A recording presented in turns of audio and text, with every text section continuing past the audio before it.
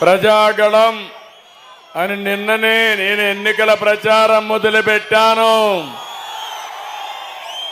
రెండో రోజు ఈరోజు రాష్ట్రం మొత్తం హోరెత్తిస్తా ఉంది. ఈ రోజు కదిరి చూసిన తర్వాత నాకు అనిపిస్తా ఉంది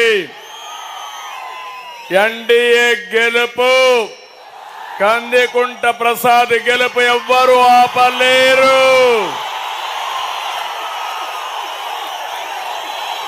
ఈ ప్రజాస్పందన మార్పుకు తిరుగులేని సంకేతం అవునా కాదా అని మిమ్మల్ని అడుగుతున్నా. ఇది కేవలం ఒక రాజకీయ పార్టీకి చెందిన ఉత్సాహం కాదు. వైసీపీని ఓడించి ఇంటికి పంపాలని ప్రజల్లో ఉన్న కసికి ఇది ఒక ఉదాహరణ. మీలో కసి ఉంది, కోపం ఉంది. వైఎస్ఆర్ కాంగ్రెస్ పార్టీ వల్ల మీ జీవితాలు నాశనం అయిపోయినాయి. తిరిగి చిత్తుగా ఏదో ఫ్యాన్ ఉందో ముక్కలు చేసి వేస్ట్ బాక్స్ లో పరేయాలి. సిద్ధమా తమ్ముళ్ళు అని అడుగుతున్నా. ఆ ఫ్యాన్ ఉండాల్సింది డస్ట్బిన్ లో. ఎక్కడుండాలి ఆ ఫ్యాను? ఎక్కడుండాలి ఆ ఫ్యాను? సిద్ధమా మీరు? మన జీవితాలతో ఆడుకున్న ఫ్యాన్ ని ఏం చేద్దాం? ఏమమ్మా ఏం చేద్దాం? ఎన్నికల ముందే రిజల్ట్స్ వచ్చేశాయి. నిన్న నేను బయలుదేరాను, మీ ఉత్సాహం చూశాను. ఇది అన్స్టాపబుల్, ఎవ్వరూ ఆపలేరు.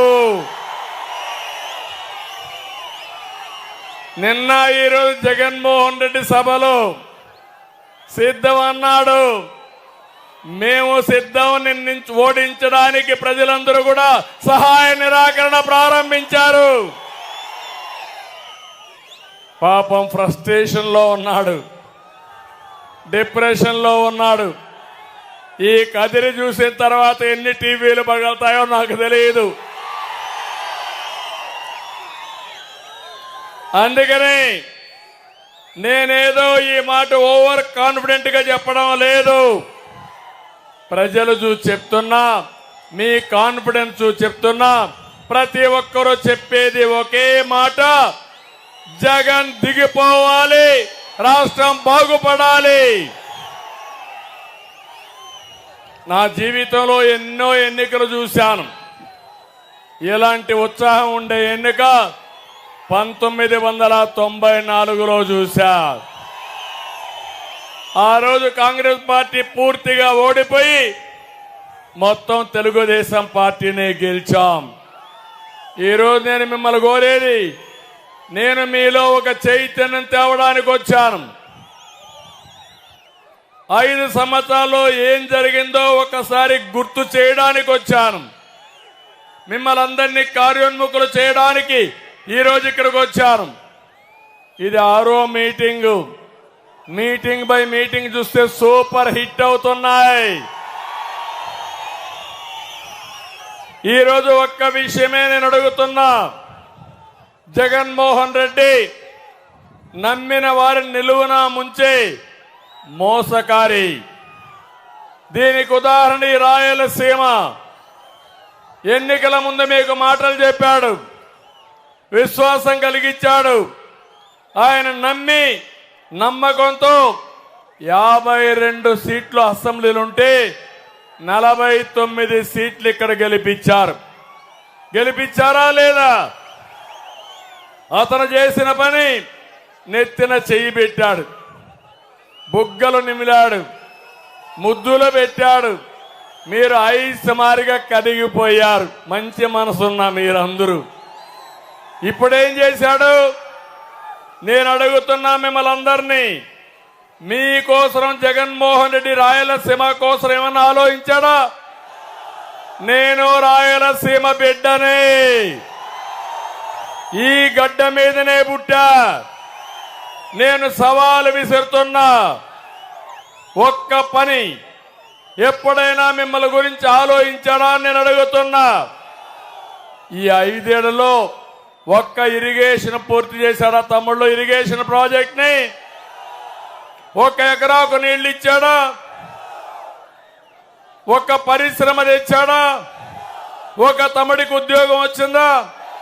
ఉద్యోగం వస్తున్న నమ్మకం ఉందా మీకు? రాయలసీమలో 102 ప్రాజెక్టులుంటే పెండింగ్ లో ఉంటే అవన్నీ రద్దు చేశారు మొత్తం రాష్ట్రంలో. అది కూడా ప్రత్యేకంగా రాయలసీమలోనే. ఇంకో పక్క నేను ముఖ్యమంత్రిగా ఉండి 12,000 కోట్ల రూపాయలు రాయలసీమలో సాగునీటి ప్రాజెక్టులకు ఖర్చు పెట్టాను. ఎంత పెట్టావు జగన్మోహన్ రెడ్డి అని అడుగుతున్నా. ముష్టి 2,000 రూపాయలు ఖర్చు పెట్టాడు. నేను ఒక అంద్రి నీవా పైన 4,200 కోట్లు ఖర్చు పెట్టాను. ఎవరు రాయలసీమ కోసం పనిచేశారు, ఎవరు రాయలసీమ ద్రోహం మీరే నిర్ణయించాలని మీరందరూ ఆమోదిస్తే అతని చర్యలు నిరసిస్తూ గట్టిగా చప్పట్లు కొట్టి నిరసన తెలియజేయాలి. ఎందుకు నేను ఈ మాట అన్నానంటే రాయలసీమ కరువు సీమ. ప్రజానీకం కష్టపడతారు, భూములున్నాయి, నీళ్లు లేకపోతే ఏ పని కాదు. అనంతపురం జిల్లా కరువులో నెంబర్ 1 ఇది. వలసలు ఎక్కువ పోతారు. ఇవన్నీ ఆలోచించి మన నాయకుడు నందమూరి తారక రామారావు గారు కృష్ణా జలాలు తేవాలని హంద్రి నీవా రూపకల్పన చేసిన మహాశిల్పి నందమూరి తారక రామారావు గారు తెలుగు గంగ తమిళనాడుకు నీళ్లు ఇవ్వాల్సి వస్తే ఆ రోజు పైపుల ద్వారా కాదు, ఓపెన్ గా తీసుకెళ్లాలి, కాలువలు తీసుకెళ్లాలి. రాయలసీమ అవసరాలు తీర్చిన తర్వాతనే చెన్నైకి నీళ్లు ఇస్తారని చెప్పిన మహానేత నందమూరి తారక రామారావు గారని చెప్పి నేను మీకు తెలియజేస్తున్నా. నేను ఒకటే ఆలోచించాను. సమైక్య ఆంధ్రప్రదేశ్ లో రాయలసీమ పైన శ్రద్ధ పెట్టాను. మళ్లీ మొన్న ముఖ్యమంత్రి అయిన తర్వాత హంద్రి నీవా నేనే పూర్తిగా ఫోకస్ చేశాను. తమ్ముళ్ళు మీరు ఒకసారి చూస్తే జీడిపల్లి ప్రాజెక్టును పూర్తి చేశాను. చెర్లోపల్లి పూర్తి చేసి నేనే వచ్చి ఇక్కడ ఇనాగరేట్ చేశానా లేదా అని మిమ్మల్ని అడుగుతున్నా. మారాల రిజర్వాయర్ పూర్తి చేశాం. గొల్లపల్లి ప్రాజెక్టును పూర్తి చేశాం. మీరు ఒక్క విషయం గుర్తుపెట్టుకోవాలి, చరిత్ర కూడా. ఎక్కడ నీళ్లుంటే అక్కడ నాగరికత ఉంటుంది, ఎక్కడ నీళ్లుంటే అక్కడ అభివృద్ధి ఉంటుంది, ఎక్కడ అభివృద్ధి ఉంటే అక్కడ ఉపాధి ఉంటుంది, మీకు మెరుగైన జీవన ప్రమాణాలు ఉంటాయి. ఈరోజు మీరు చూడండి, రాయలసీమలో నీళ్లు ఇచ్చాం కాబట్టి నేను ఇంకొక విషయం ఆలోచించాను. వర్షపు నీరుని భూగర్భ జలాలుగా మార్చాలని 10 లక్షల పంట కుంటలు దువ్విచ్చాను, ఫామ్ పాండ్స్ తవ్విచ్చాను. ఈ రెండే కాదు, ఎక్కడ పడితే అక్కడ చెక్ డ్యాములు కట్టాం. అదేవిధంగా బిందు సేద్యానికి 90% సబ్సిడీ ఇస్తే అనంతపురం రైతాంగం పంటలు పండించారు, బ్రహ్మాండంగా ముందుకు పోయారు. ఈ 5 సంవత్సరాలు నేను ఉండుంటే అనంతపూర్ మొత్తం జిల్లా అంతా సస్యశ్యామలం చేసి అనంతపూర్లో పండే పంటల్ని, కాయలు కూరగాయలు ప్రపంచం మొత్తం ఎగుమతి చేసేవాళ్ళం. దుర్మార్గులు వచ్చారు, ఒక్క పని చేశారా అని మిమ్మల్ని అడుగుతున్నా. గొల్లపల్లి పూర్తి చేసి కియా మోటార్ తీసుకొచ్చి కొన్ని వేల మందికి ఉద్యోగాలు ఇచ్చిన ఘనత తెలుగుదేశం పార్టీది, అవునా కాదా అని మిమ్మల్ని అడుగుతున్నా.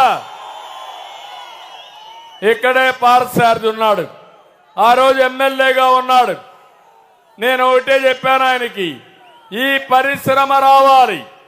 వైఎస్ఆర్ కాంగ్రెస్ పార్టీ అడ్డుపడతారు, ఏ మాత్రం ఆధారపడకుండా చేయమంటే అది పూర్తి చేశాం.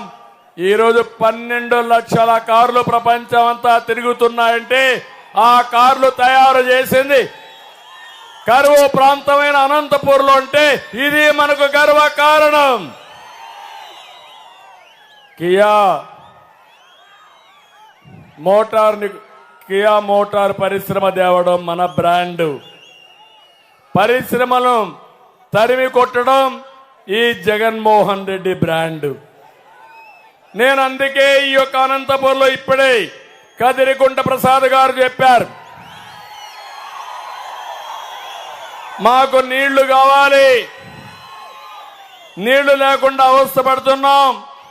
చెర్లోపల నుంచి నీళ్లు తీసుకొచ్చి కదిరి పట్టణానికి పూర్తిగా త్రాగునీటి సమస్య పరిష్కారం చేయమన్నారు. కంపల్సరీగా చేసి మీకు నీళ్లు ఇచ్చే బాధ్యత మేము తీసుకుంటాం. నేను సీమకు నీళ్లు తెస్తే జగన్ సీమకి రాజకీయ హింస తీసుకొచ్చాడు. నేను సీమని హార్టికల్చర్ హబ్గా చేస్తే జగన్మోహన్ రెడ్డి వైసీపీ మాఫియా హబ్గా తయారు చేసే పరిస్థితికి వచ్చాడు. ఈరోజు మీరు ఒక్కసారి చూడండి, ప్రజాగణం సాక్షిగా అడుగుతున్నా, నేను చెప్పడం కాదు, మీరు చెప్పండి, రైతన్నలారా మీ బాగున్నారా అని మిమ్మల్ని అడుగుతున్నా. మీకు సబ్సిడీలు వస్తున్నాయని మిమ్మల్ని అడుగుతున్నా. గిట్టుబాటు ధర లభిస్తా ఉన్నాయని మిమ్మల్ని అడుగుతున్నా. మీ పొలాలకు నీళ్లు వస్తున్నాయని మిమ్మల్ని అడుగుతున్నా. మహిళలు మీరు చెప్పండి, మీకు రక్షణ ఉందమ్మా అని మిమ్మల్ని అడుగుతున్నా. నిత్యావసర వస్తువులు అందుబాటులో ఉన్నాయా అని మిమ్మల్ని అడుగుతున్నా. యువత మీరు చెప్పండి, ఉద్యోగం వచ్చిందా తమ్ముళ్ళు అని మిమ్మల్ని అడుగుతున్నా. జాబ్ క్యాలెండర్ ఇచ్చాడా అని మిమ్మల్ని అడుగుతున్నా. మెగా డిఎస్సి పెట్టాడా అని మిమ్మల్ని అడుగుతున్నా. కార్మికులు కూలీలు మీరు చెప్పండి, మీకు ఉపాధి దొరుకుతా ఉందా, కడుపు నిండా తిండి తింటున్నారా అని మిమ్మల్ని అడుగుతున్నా. భవన నిర్మాణ కార్మికులు మీరు చెప్పండి, మీకు గుర్తుందా అని మిమ్మల్ని అడుగుతున్నా. పాపం ఉద్యోగస్తులు ఉన్నారు, అక్కడ కూడా పోలీసులు అందున్నారు. ఏమయ్యా మీకైనా నెలవారీగా జీతాలు వస్తున్నాయా అని మిమ్మల్ని అడుగుతున్నా. మొదటి తారీఖు జీతాలు వస్తున్నాయని మిమ్మల్ని అడుగుతున్నా. కడాన మీ ప్రావిడెంట్ ఫండ్ కట్టుకొని అందులో అయినా మీరు డబ్బులు తీసుకోవాలని తీసుకునే పరిస్థితిలో ఉన్నారా? గుండె మీద చేసుకోమని చెప్పమని మా ఉద్యోగస్తులందరినీ అడుగుతున్నా. అవునా కాదా అని మిమ్మల్ని అడుగుతున్నా. అందుకే ఈరోజు మీరు ఇంకొక పక్కన చూస్తే చాలా దుర్మార్గంగా బీసీ, ఎస్సీ, ఎస్టీ, మైనారిటీ వర్గాలను అడుగుతున్నా. కార్పొరేషన్ నుంచి ₹1 నిధులు వచ్చాయా మీకు? ఇంకో పక్క ఎంత నష్టపోయారో మీరు ఒక్కసారి ఆలోచించుకోవాల్సిన అవసరం ఉంది. ఎంత ఆవేదన ఉందో ఈ రాష్ట్రంలో మీరు ఒకసారి ఆత్మ పరిశీలన చేసుకోవాల్సిన అవసరం ఉంది. నిన్ననే ముసుగు వీరుడు జగన్మోహన్ రెడ్డి మొన్నటి వరకు పరదాలు కట్టుకొని తిరిగాడు. నిన్న మాత్రం బయటకు వచ్చాడు. బయటకు వచ్చి బుల్లెట్ ప్రూఫ్ బస్సులో వచ్చాడు. బస్సు దిగడం వల్ల మీరు బస్సు దిగితే ఏమీ కనపడదు. నా మారిగా రోడ్డు మీదకి రండి, ప్రజల్లోకి వెళ్ళండి, వాస్తవాలు తెలుస్తాయి. నేను అడిగిన పరిస్థితులకు సమాధానం చెప్తే ప్రజలు మిమ్మల్ని హర్షిస్తారు. నిన్న అన్నాడు, నంగనాచిగా మాట్లాడాడు. కదిరిలో ఉన్నాం మనం, కదిరి పక్కనే ఉంది పులివెందల. అవునా కాదా తమ్ముళ్ళు? ఇక్కడి నుంచి కేకేస్తే పులివెందల్లో వినపడొస్తుంది. పులివెందల్లో ఏదైనా గొడ్డలు వేటేస్తే ఇక్కడికి వినపడొస్తుంది. అవునా కాదా? ఆ గొడ్డళ్ళు కూడా ఇక్కడే తయారు చేశారని అప్పుడు వచ్చాయి. నిన్నంటాడు, నాకైతే అర్థం కావడం లేదు, కలియుగంలో నా మీద ఆరోపణలు చేస్తున్నారు, మా చిన్నాన్న చంపేశారు అని మళ్ళా మొదటికి వచ్చాడు డ్రామా రాయుడు కరకట్ట కమలహాసన్. ఇక్కడ అడుగుతున్నా, బాబాయిని చంపింది ఎవరు తమ్ముళ్ళు అని మిమ్మల్ని అడుగుతున్నా. ఎవరు చంపారు? ఎవరు చంపారు తెలుసు అని ఆవిడ చేలిపైకి ఎత్తండి.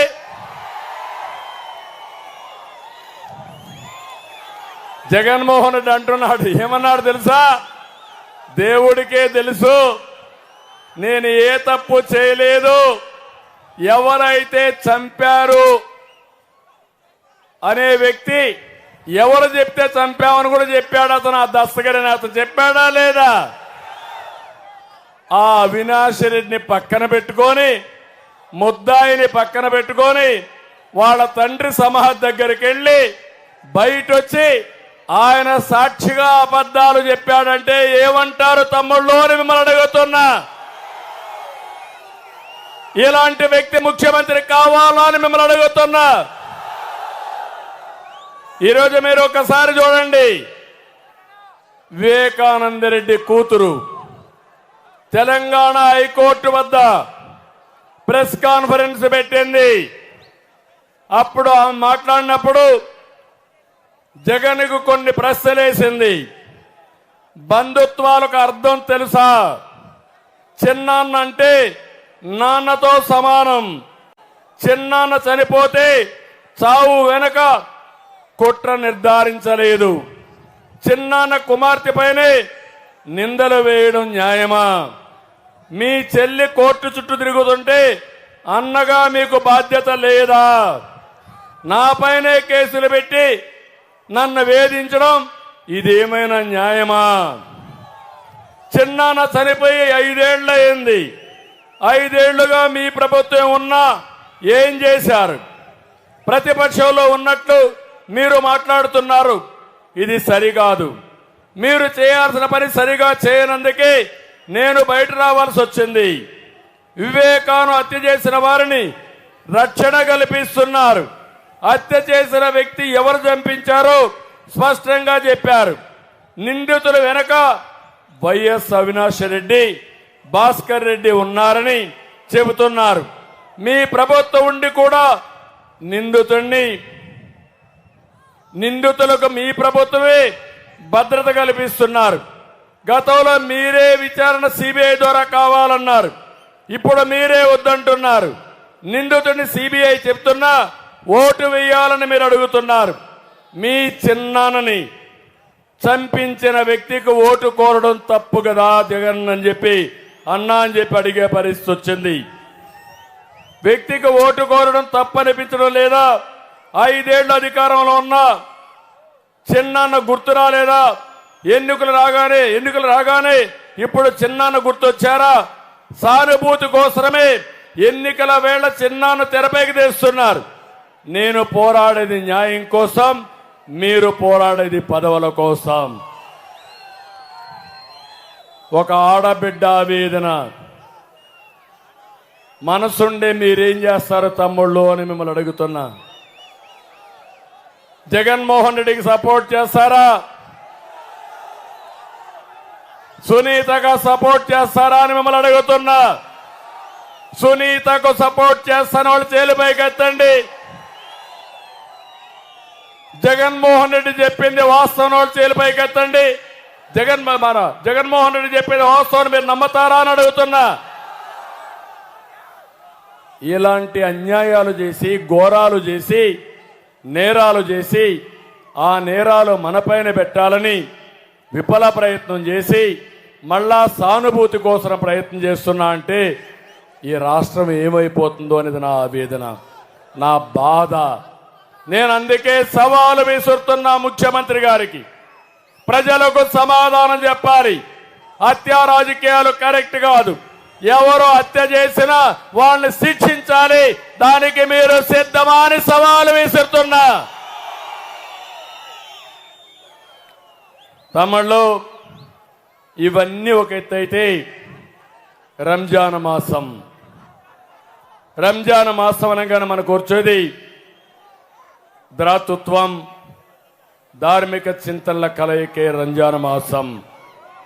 మన ఖురాన్ చెప్పేది పేదలకు సహాయం చేయమని. ఆ సిద్ధాంతాన్ని తెలుగుదేశం పార్టీ కూడా గట్టిగా నమ్ముతుంది. నేను అందుకనే మీరు చూస్తే ఎన్డీఏలో ఉన్నప్పుడే వాజ్పేయి గారు ప్రధానమంత్రిగా ఉన్నప్పుడు 13 జిల్లాల్లో ఉర్దూ రెండో భాష చేసిన పార్టీ తెలుగుదేశం పార్టీ, తెలుగుదేశం ప్రభుత్వం. ఆ రోజు హైదరాబాద్ లో ఉర్దూ యూనివర్సిటీ సెంట్రల్ గవర్నమెంట్ సహకారంతో తీసుకొచ్చిన పార్టీ తెలుగుదేశం పార్టీ. ఆ రోజే ఆజ్ హౌస్ కట్టి నేరుగా హైదరాబాద్ నుంచి జడ్డాకు ఫ్లైట్లు ఏర్పాటు చేసిన party Telugu Desam party. First time మైనారిటీల్లో చాలా మంది పేదవాళ్ళు ఉన్నారని మైనారిటీ ఫైనాన్స్ కార్పొరేషన్ ఏర్పాటు చేసిన ఏకైక వ్యక్తి నందమూరి తారక రామారావు గారు. ఈ విషయాలు మీరు గుర్తుపెట్టుకోవాల్సిన అవసరం ఉంది. ఈరోజు ఇక్కడ ఆంధ్రప్రదేశ్ రాష్ట్రం వచ్చిన తర్వాత మళ్ళీ కర్నూలు వేదికగా ఉర్దూ యూనివర్సిటీ పెట్టాం. కడప, విజయవాడలో ఆజ్ హౌస్ కట్టాం. రంజాన్ తోఫా ఇచ్చాం. ముస్లిం సోదరులకు అనేక విధాలుగా మీ పిల్లలు విదేశాల్లో చదువుకోవాలంటే వాళ్ళందరికీ కూడా ఈరోజు తెలుగుదేశం పార్టీ విదేశ విద్య కోసం కొన్ని వేల కోట్ల రూపాయలు ఖర్చు పెట్టి సహాయం చేశాం. మైనారిటీ ఆడపిల్లల పెళ్లిళ్ల కోసం ఈరోజు తెలుగుదేశం పార్టీ 176 కోట్లు ఖర్చు పెట్టి దగ్గర 33,000 మందికి ఆర్థిక సహాయం చేశాం. దుల్హాన్ పథకం ఇచ్చాం. దుకాన్ మకాన్ గాని ఇలాంటి అనేక కార్యక్రమాలు తీసుకొచ్చాం. మైనారిటీలకి ఆర్థిక సహాయం చేసి ఉపాధి కల్పించాం. ఇలాంటి సమస్యలన్నీ కూడా పరిష్కారం చేసుకుంటూ ముందుకు పోయాం. ఈరోజు వైఎస్ఆర్ కాంగ్రెస్ పార్టీ చెప్తున్నారు మేమేదో బీజేపీ మేమందరం కలిసామని. నేను ఒకే ఒక విషయం మిమ్మల్ని కోరుతున్నా. ఈరోజు మేము బీజేపీ జనసేన కలిసామంటే ఈ రాష్ట్రాన్ని కాపాడుకోవడానికి కలిసాము తప్ప ఇంకోటి కాదు. రాష్ట్రం దివాలా తీసింది. 12 లక్షల కోట్ల అప్పు చేశారు. నేను ఈ రోజు ఆలోచించాం, రేపు కూడా ఆలోచిస్తున్నాను. మళ్లీ గాడి తప్పిన పరిపాలన ఘాట్లో పెట్టాలంటే, ఆంధ్ర రాష్ట్రాన్ని బాగు చేయాలంటే అందరం కలిసి ఉండాలి. అందుకే మేమందరం కలిసి ఈరోజు మీ ముందుకు వచ్చాం. నేను ఒకటే హామీ ఇస్తున్నా, ఎన్డీఏలో ఉన్నప్పుడు కూడా ఎప్పుడూ మీకు అన్యాయం జరగలేదు. 5 ఏళ్లు అన్ని బిల్లులకు సపోర్ట్ చేసి ఇప్పుడు నాటకాలు ఆడితే మీరు నమ్మతారా లేదా మీరే ఆలోచించమని మిమ్మల్ని అందరినీ కోరుతున్నా. ఎప్పుడో 4% ఉద్యోగాల కోసం రిజర్వేషన్లు పెట్టారు. 2014 నుంచి అడ్వకేట్లు పెట్టి అవి కూడా ఎక్కడా ఇబ్బంది లేకుండా సుప్రీంకోర్టులో కూడా ఫైట్ చేసిన పార్టీ తెలుగుదేశం పార్టీ. కాబట్టి ఈరోజు కదిరిలో ముస్లింస్ ఉన్నారు, హిందూస్ ఉన్నారు, అందరూ ఉన్నారు. నేను ఒకటే చెప్తున్నా, మా కలయిక ఏదో మా అధికారం కోసమో సీట్ల కోసం కాదు, దెబ్బతిన్న ఈ రాష్ట్రాన్ని కాపాడాలని. ఒక్క విషయం మీరు చూడండి, ఎక్కడ చూసినా అవినీతి, మద్యంలో అవినీతి. జే బ్రాండ్లు పెట్టి నాసిరకం మద్యం తీసుకొచ్చారు. ఇంకో పక్క గంజాయి వచ్చింది, అదే మరి డ్రగ్స్ వచ్చాయి. నేను అడుగుతున్నా, ఈ రోజు ఇక్కడుండే మీ అందరినీ, ఈ కదిరిలో గంజాయి దొరుకుతా ఉందా లేదా తమ్ముళ్ళు చెప్పమని మిమ్మల్ని అడుగుతున్నా. ఎవరు కారణం దీనికి? ముఖ్యమంత్రి అవునా కాదా? నేను హామీ ఇస్తున్నా, మా కూటమి వస్తానే 100 రోజుల్లో ఎక్కడ గంజాయి లేకుండా చేసే బాధ్యత, నియంత్రణ చేసే బాధ్యత మాది. బాధ్యత లేని ప్రభుత్వం వచ్చింది. ఇప్పుడే తమ్ముళ్ళు చెప్పారు, డిఎస్సి మొదటి సంతకం పెడతా, మెగా డిఎస్సి ఇస్తా, 2 నెలలు 3 నెలల్లో ప్రాసెస్ పూర్తి చేసి మీకు ఉద్యోగాలు ఇచ్చే బాధ్యత తెలుగుదేశం పార్టీ తీసుకుంటాం. ఇంత మునుపు కూడా మీరు చూస్తే అనేక సార్లు డిఎస్సీలు పెట్టాం. నేను ముఖ్యమంత్రిగా 14 సంవత్సరాలుంటే 8 సార్లు డిఎస్సీలు పెట్టాను. 1,50,000 మందికి ఉద్యోగాలు ఇచ్చాను. ఎన్టీ రామారావు గారు ముఖ్యమంత్రిగా 3 సార్లు డిఎస్సీలు పెట్టాడు. 5 సంవత్సరాలైన జగన్మోహన్ రెడ్డి ఒక్క డిఎస్సీ పెట్టావా అని అడుగుతున్నా. సమాధానం చెప్పమంటున్నా.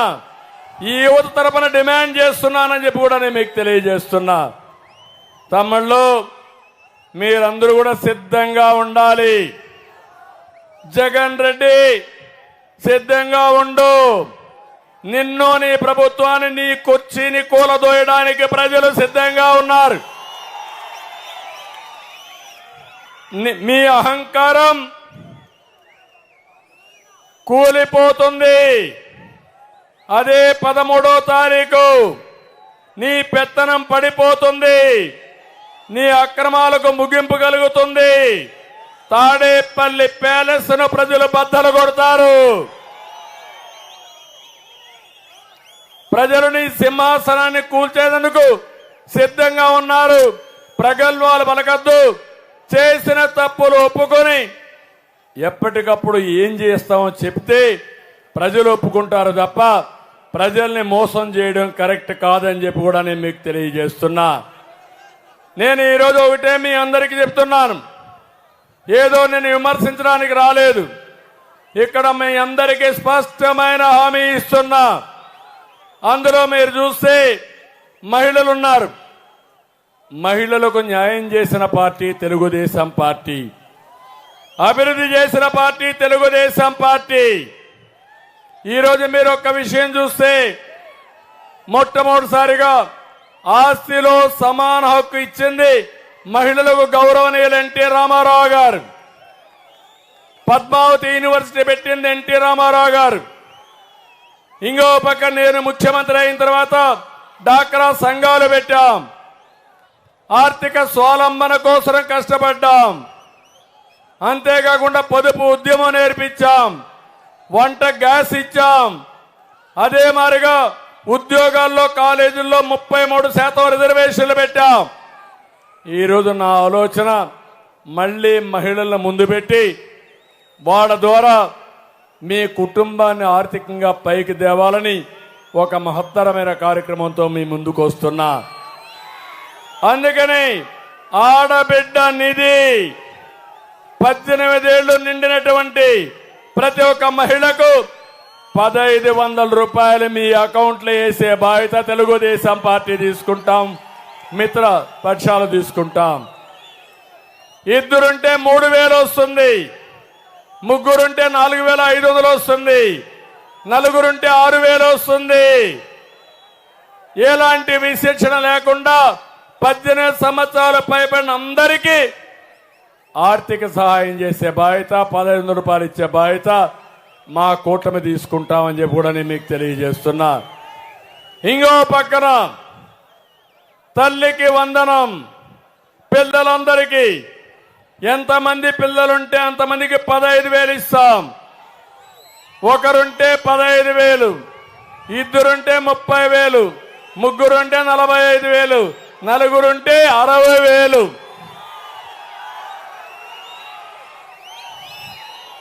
భారతదేశానికి భవిష్యత్తులో పిల్లల్ని బాగా చదివించగలిగితే ప్రపంచాన్ని శాసించే శక్తి పిల్లలకు ఉంది. ఇంకో పక్క దీపం నేనే పెట్టి వీళ్ళు ఆర్పేసే పరిస్థితికి వచ్చారు. అందుకే ప్రతి ఒక్క మహిళకు హామీ ఇస్తున్నాం. 3 సిలిండర్లు ఉచితంగా ఇవ్వడానికి సూపర్ 6లో నిర్ణయించాం. ఆర్టీసీ బస్సుల్లో ఉచిత ప్రయాణ సౌకర్యం. ఎర్ర బస్సుల్లో దర్జాగా మా ఆడబిడ్డలు ఎక్కడికి పోవాలన్నా ఫ్రీగా పోవడం కోసం ఏర్పాటు చేశామని చెప్పి కూడా నేను మీకు తెలియజేస్తున్నా. అన్నదాత నేను ఒకటే హామీ ఇస్తున్నా. నేను ఒక రైతు బిడ్డని. రైతును రాజు చేయడం నా ధ్యేయం. అనంతపురం జిల్లాను నెంబర్ 1 చేయగలుగుతాం. అందుకే అన్నదాత కింద ప్రతి రైతుకు 20,000 రూపాయలు ఇస్తాం. బిందు సేద్యం ఇస్తాం. సబ్సిడీలు పెడతాం. హార్టికల్చర్కి ప్రోత్సాహాలు ఇస్తాం. అన్ని విధాల అభివృద్ధి చేసి రైతును ముందుకు తీసుకుపోతామని చెప్పి కూడా నేను మీకు తెలియజేస్తున్నా. యువగళం, యువత, ఏం తమ్ముళ్ళు మిమ్మల్ని అడుగుతున్నా, జాబు రావాలంటే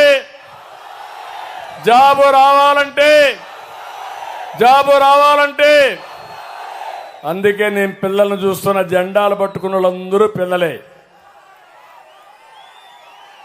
రోడ్డు మీదకి వచ్చిన వాళ్ళందరూ యువతే.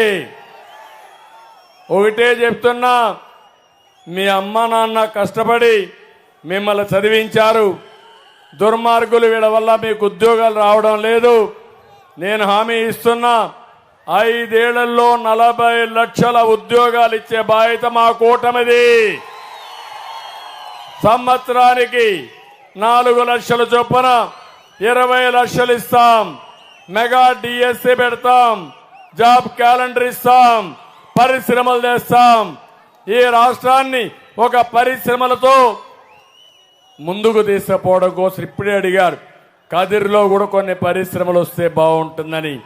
తప్పకుండా, ఎందుకంటే నేషనల్ హైవే పోతుంది, నీళ్లు వస్తాయి, చెర్లోపల్లి రిజర్వాయర్ ఉంది, కదిరి కూడా అభివృద్ధి కావాలి. ఇక్కడుండే వాళ్ళు బెంగళూరుకో చెన్నైకో పోవడం కాదు, వాళ్ళు ఇక్కడొచ్చి పనిచేసే పరిస్థితి రావాలి. అలాంటి పరిస్థితి రావడానికి ముందుకెళ్తాం. ఒక కియా మోటార్స్ వస్తే బయట వాళ్ళు కూడా వస్తున్నారు, పనిచేసే పరిస్థితికి వచ్చారు. ఇంకో పక్క వర్క్ ఫ్రమ్ హోమ్ కూడా తీసుకొస్తాం. ఈరోజు మీ ఇంటి దగ్గర మీరు కూర్చొని ప్రపంచ కంపెనీలతో పనిచేసే విధానానికి శ్రీకారం చుడతాం. మీ ఇంట్లో బోరు కొడితే మండల హెడ్ క్వార్టర్లో వర్క్ స్టేషన్లు పెట్టి నేరుగా మండల హెడ్ క్వార్టర్కి పోయి అక్కడ పనిచేసే విధానానికి శ్రీకారం చుడతాం. దీనివల్ల మీరెక్కడికో ఉద్యోగాన్ని పోవక్కర్లేదు, అమ్మా నాన్న చూసుకొని మీ ఊర్లోనే మీరుండి దర్జాగా డబ్బులు సంపాదించే విధానానికి శ్రీకారం చుడతాం. ఇది అసాధ్యమేం కాదు, దీనికి కావలసిన నైపుణ్యం ఇప్పిస్తాం. ప్రపంచంలో ఉండే కంపెనీలు తీసుకొస్తాం, మిమ్మల్ని ప్రపంచానికి అనుసంధానం చేసి వర్చువల్ వర్కింగ్కి ప్రమోట్ చేస్తామని చెప్పి కూడా నేను మీకు తెలియజేస్తున్నా. ఇంటింటికి మంచినీరు ఇస్తాం, బీసీలకు రక్షణ చట్టం తీసుకొస్తాం. నా ఆలోచన ఒకటి, ఈ దేశంలో ఈ రాష్ట్రంలో పేదరిక నిర్మూలన జరగాలి. సంపద సృష్టించడం ఈజీ అయింది, కానీ ఆ సంపద పేదవాడికి రావడం లేదు, చేరడం లేదు. నా జీవితాశయం పేదరికం లేని సమాజాన్ని చూడాలనేది నా ఆశయం. నేను ఏ పని చేసినా ఈ పేదవాళ్ళని దృష్టిలో పెట్టుకొని పనిచేస్తాను. ఎక్కడ పేదవాడుంటే అక్కడ నేనుంటా, మీకు అండగా ఉండి మిమ్మల్ని పైకి తీసుకొచ్చే బాధ్యత మాది. ఇంకొక పక్క పింఛన్లు. ఎవరు పెట్టారు తమ్ముళ్ళు పింఛన్లు? ఎవరిచ్చారు పింఛన్లు? మొట్టమొదటిసారిగా మన నాయకుడు ఎన్టీ రామారావు గారు 30 రూపాయలతో ప్రారంభించాడు. నేను 75 రూపాయలు చేశాను. మళ్ళా 2014 200 రూపాయలు పింఛనుంటే ఒకేసారి 1000 రూపాయలు చేశాను. మళ్ళా దాన్ని 2000 రూపాయలు చేశాను. నేనే వచ్చుంటే 3000 రూపాయలు చేసేవాడిని మొదటి నెలలోనే. 5 ఏళ్లు పట్టింది 1000 రూపాయలు పెంచడానికి. ముక్కి 1000 రూపాయలు పెంచాడు. అందులో ఆంక్షలు పెట్టాడు. ఈ రోజు హామీ ఇస్తున్నా, వృద్ధులందరికీ కూడా వితంతువులు గాని, వృద్ధులకు గాని, వికలాంగులకు గాని పింఛన్లు పెంచాం. ప్రతి ఒక్కరికి 4000 రూపాయలు పింఛను పెంచి ఇస్తాం. ఇంటి దగ్గరనే పింఛను ఇప్పిస్తాం. మొదటి తారీఖునే పింఛన్లు ఇస్తాం. ఎవరైనా ఒక నెల తీసుకోకపోతే 2వ నెలలో 2 నెలల పింఛను కూడా ఇవ్వడానికి ఈ విధంగా 3 నెలలు ఇస్తాం. ఏ పేదవాడు ఇబ్బంది పడకుండా ఇది చేయడానికి నేను ముందుకు వస్తానని చెప్పి కూడా నేను మీకు తెలియజేస్తున్నా. ఇదే కాకుండా వెనుకబడిన వర్గాలకి 50 సంవత్సరాలకే పింఛను ఇచ్చే విధానాన్ని తీసుకొస్తాం. వెనుకబడిన వర్గాలంతా తెలుగుదేశం పార్టీకి సహకరించారు, సహకరిస్తూనే ఉన్నారు. వాళ్ళ రుణం తీర్చుకుంటాను, సప్లాన్ పెడతాం, రాజకీయంగా ఆర్థికంగా సామాజికంగా పైకి తీసుకొచ్చే బాధ్యత తెలుగుదేశం పార్టీదని చెప్పి కూడా నేను మీకు తెలియజేస్తున్నా. మైనారిటీల కోసం ఒక సప్లాన్ తీసుకొస్తాం, వాళ్ళకు కూడా న్యాయం చేస్తాం. ఇంకో పక్క ఎవరైతే మాదిగలు ఉన్నారో ఎప్పటి నుంచో పోరాడుతున్నారు, నేనే 90 ఏళ్ళలో మాదిగలకు కేటగరైజేషన్ తీసుకొచ్చి ఏబిసిడి కేటగరైజేషన్ తీసుకొచ్చిన పార్టీ తెలుగుదేశం పార్టీ. దానివల్ల సామాజిక న్యాయం జరిగింది. నిన్న మొన్న ఎన్డీఏలో నరేంద్ర మోడీ గారు కూడా హామీ ఇచ్చారు, దేశం మొత్తం కేటగరైజేషన్ తీసుకొస్తామని. తప్పకుండా ఈ కూటమి మీకు అండగా ఉంటాం. తప్పకుండా కేటగరైజేషన్ తీసుకొచ్చి జిల్లాల వారిగా తీసుకొచ్చి మీకు అందరికీ న్యాయం చేపిస్తామని మీ అందరికీ హామీ ఇస్తున్నా. ఇవి కాకుండా ఇంకా చాలా సమస్యలు మనకి రాష్ట్రంలో ఉన్నాయి. ఆ సమస్యలన్నీ కూడా మనం పరిష్కారం చేసుకోవాల్సిన అవసరం ఉంది. అవన్నీ పరిష్కారం చేయడానికి మేము ముందుకు వస్తాం. ఇక్కడ స్థానికంగా వచ్చినప్పుడు 5 సంవత్సరాలు అవినీతి తప్ప అభివృద్ధి ఏమీ జరగలేదు. ఏమన్నా జరిగిందా తమ్ముళ్ళు అని మిమ్మల్ని అడుగుతున్నా. జరుగుతుందని నమ్మకం ఉందా అని మిమ్మల్ని అడుగుతున్నా. అందుకే నేను నిర్దిష్టమైన హామీ ఇస్తున్నా. ఎంపీగా పార్సారథిని, ఎమ్మెల్యేగా కందికుంట ప్రసాద్ని మంచి మెజారిటీతో ఎన్నుకుంటామని గట్టిగా ఆమోదం చెప్పండి.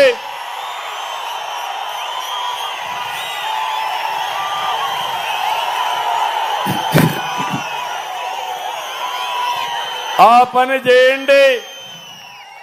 కదిరిలో గంజాయి లేకుండా చేసే బాధ్యత, డ్రగ్స్ లేకుండా చేసే బాధ్యత మేము తీసుకుంటాం.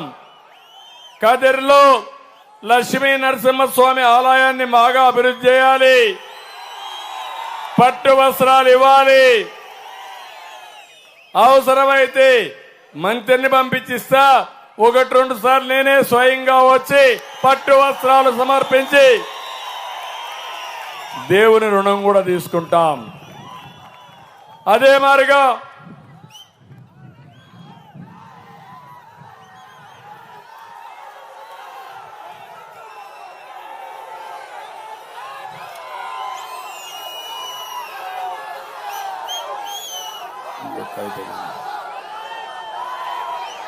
ఇప్పుడే ప్రసాద్ గారు ఒక డిమాండ్లు పెట్టాడు. ఎప్పుడు కందికుంట ప్రసాద్ వస్తే ఊరికే ఉండడు, ఏదో ఒకటి అడుగుతానే ఉంటాడు. అందరి నీవా ద్వారా ఎన్పి కుంట, గండ్లపెంట, తలుపుల మండలాలకు చెరువులకు నీళ్లు ఇమ్మన్నాడు. తప్పకుండా అన్ని చెరువులకు నీళ్లు ఇచ్చే కార్యక్రమానికి శ్రీకారం చుడతాం. చెర్లోపల్లి నుంచి టౌన్కు త్రాగునీరు అది ఇవ్వాలి, ఇచ్చే బాధ్యత మాది.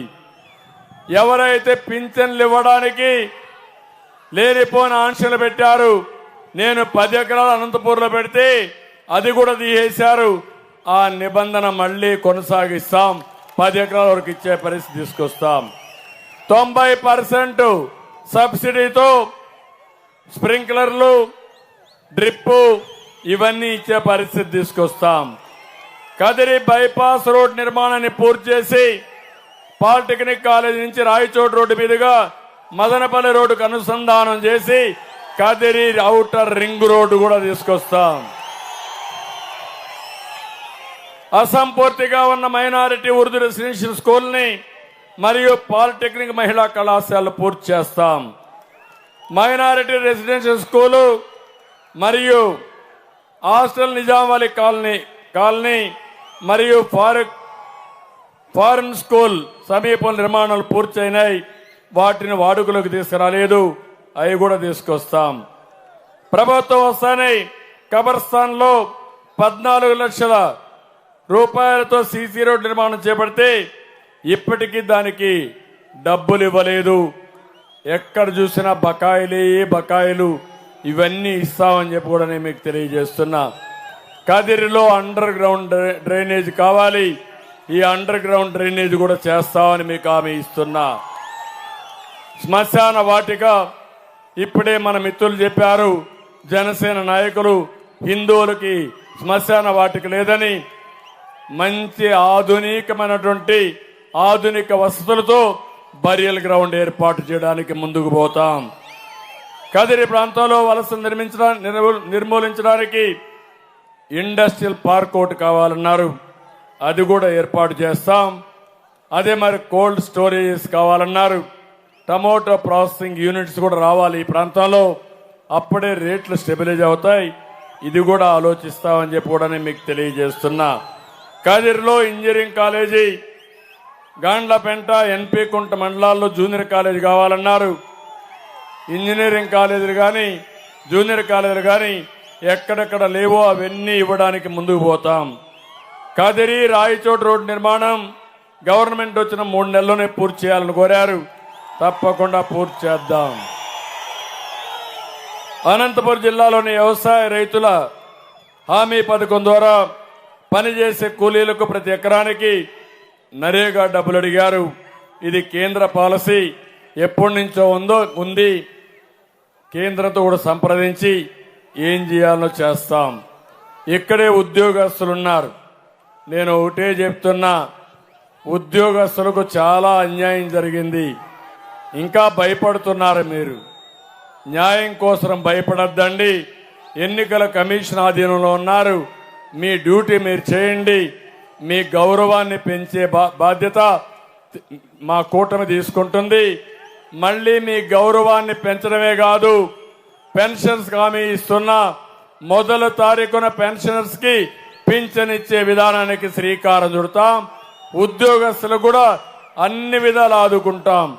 ఈరోజు నన్ను అడిగింది 12వ పిఆర్సి వెంటనే ప్రకటించాలని, 30% ఐఆర్ కూడా ఇవ్వాలని, ఇంటీరియం ఇది కూడా ఇవ్వాలని నేను అడుగుతున్నా. మీ నాయకులు ముఖ్యమంత్రిని అడగలేకపోయారు, కానీ ఈరోజు మీరు నన్ను అడగగలిగారు. అదే ప్రజాస్వామ్యం. ఆ ప్రజాస్వామ్యాన్ని పరిరక్షిస్తాం.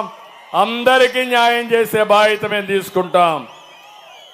విద్యాశాఖలో కొన్ని విషయాలు చెప్పారు, వైద్య ఆరోగ్య శాఖలో కొన్ని విషయాలు చెప్పారు, అదే మరి సిపిఎస్ ఒకటి చెప్పారు. నేను ఒకటే చెప్తున్నా, ఉద్యోగస్తుల సమస్యలన్నీ నేను సానుకూలంగా ఆలోచిస్తా. ఎన్ని సమస్యలకు వీలైతే అన్ని సమస్యలు పరిష్కారం చేస్తాం. ఇక్కడ వడ్డెర్లు కూడా ఉన్నారు, వాళ్ళకు నేను మ్యాక్సిమం ప్రయత్నం చేస్తున్నా. కానీ ఈరోజు అవన్నీ కూడా ఇబ్బంది ఉందనే ఉద్దేశంతో ఈరోజు జిల్లా పార్టీ ప్రెసిడెంట్ మొదటిసారిగా హిందూపూర్ జిల్లా పార్టీ అధ్యక్షుడిగా ఒక వడ్డెర కులస్తులు పెట్టిన పార్టీ తెలుగుదేశం పార్టీ. భవిష్యత్తులో మీకు చట్టసభల్లో ప్రాతినిధ్యం ఇస్తాం, మిమ్మల్ని పైకి తీసుకొస్తాం, రాజకీయంగా ఆర్థికంగా పైకి తీసుకొచ్చే బాధ్యత మేము తీసుకుంటాం. అందుకే ఈరోజు ఒకటే విషయం కోరుతున్నా. ఈరోజు నేను చెప్పాల్సిన విషయాలన్నీ మీరు చెప్పాను. వ్యక్తిగత సమస్యలు ఒకటైతే, సమాజానికి హితం పలకడం ఒకటైతే, ఈ రాష్ట్రాన్ని కాపాడుకోవడం అందరి బాధ్యత. ఇది నా ఒక్కడి బాధ్యత కాదు, బీజేపీ, తెలుగుదేశం, జనసేన పార్టీల బాధ్యతే కాదు, మీ అందరి బాధ్యత. మేధావులు కలిసి రండి, సంఘాలు పెట్టుకున్న పెద్దలు కలిసి రండి, కుల సంఘాలు కలిసి రండి, మత పెద్దలు కలిసి రండి. అందరం కలుద్దాం, ఈ రాష్ట్రాన్ని బాగు చేసుకుందాం. దీనికి అందరూ కలిసి రమ్మని మరొక్కసారి కోరుకుంటూ, ఈరోజు కదిరికి వచ్చినప్పుడు మీరు చూపించిన అభిమానాన్ని చూసిన తర్వాత నాకు ఎక్కడ లేని ధైర్యం వచ్చింది. తప్పకుండా గవర్నమెంట్ మనదే. ఆ తర్వాత 45 సంవత్సరాలుగా మీరు చూశారు నన్ను. 40 ఏళ్లుగా ఉన్నాను, 14 ఏళ్లుగా ముఖ్యమంత్రిగా పనిచేశాను. ఈరోజు హామీ ఇస్తున్నా, 14 ఏళ్లలో ఎన్ని పనులు చేశానో రాబోయే 5 సంవత్సరాలు అన్ని పనులు చేసి మీ రుణం తీర్చుకుంటా. ఇది అసాధ్యమేం కాదు, సాధ్యం. సంపద సృష్టించడం తెలిసిన పార్టీ తెలుగుదేశం పార్టీ. ఉద్యోగాలు ఇవ్వడం తెలిసిన పార్టీ తెలుగుదేశం పార్టీ. దూరదృష్టితో ఆలోచించడం చేసిన పార్టీ తెలుగుదేశం పార్టీ. సంక్షేమ కార్యక్రమాల్ని, అభివృద్ధి కార్యక్రమాల్ని ముందుకు తీసుకుపోయిన పార్టీ తెలుగుదేశం పార్టీ. అప్పులు చేస్తే సమాజం బాగుపడదు, అప్పులు చేస్తే మనమే వడ్డీతో సహా కట్టాలి. సంపద సృష్టించి ఆదాయం పెంచితే అది శాశ్వతం. ఆ పనే మేము చేస్తామని మరొక్కసారి మీ అందరికి హామీ ఇస్తూ, మీరు కూడా 46 రోజులు ఆలోచించండి. 10 రూపాయలు ఇచ్చి 100 రూపాయలు లాగేసి జలగ ప్రభుత్వం కావాలా? 15 రూపాయలు ఇచ్చి కొన్ని వందల వేల రూపాయలు తయారు చేయించి మీ ద్వారా సంపద సృష్టించే పార్టీ కావాలా? మీరు ఆలోచించుకోండి. నేను ఒకటే చెప్తున్నాను, సంపద సృష్టించి మీకు 15 రూపాయలు ఇచ్చి 15 రూపాయల్ని 100 రూపాయలు చేయించే విధానం నేర్పించి 100 1000 రూపాయలు చేయించి 1000 10,000 రూపాయలు చేయించి పేదవాళ్ళకు అండగా ఉండబోయే పార్టీ ఈ కూటమి. మీ జీవన ప్రమాణాలు పెంచబోయేది ఈ పార్టీ. ఏ రాజకీయ పార్టీని ఆలోచించాల్సింది పేదవాడి జీవన ప్రమాణాలు పెంచాలి. పేదవాడిని అప్పుల ఊబిలో నెట్టడం కరెక్ట్ కాదు. అలాంటి పార్టీల వల్ల మనకు ఇబ్బందులు తప్ప ఇంకొక ఇబ్బంది లేదు. ఈ రోజు రాష్ట్రంలో బాగుపడింది ఒకే ఒక వ్యక్తి, జగన్మోహన్ రెడ్డి తప్ప ఎవరూ బాగుపడలేదు. అదే నా ఆవేదన. అన్ని దోపిడీ,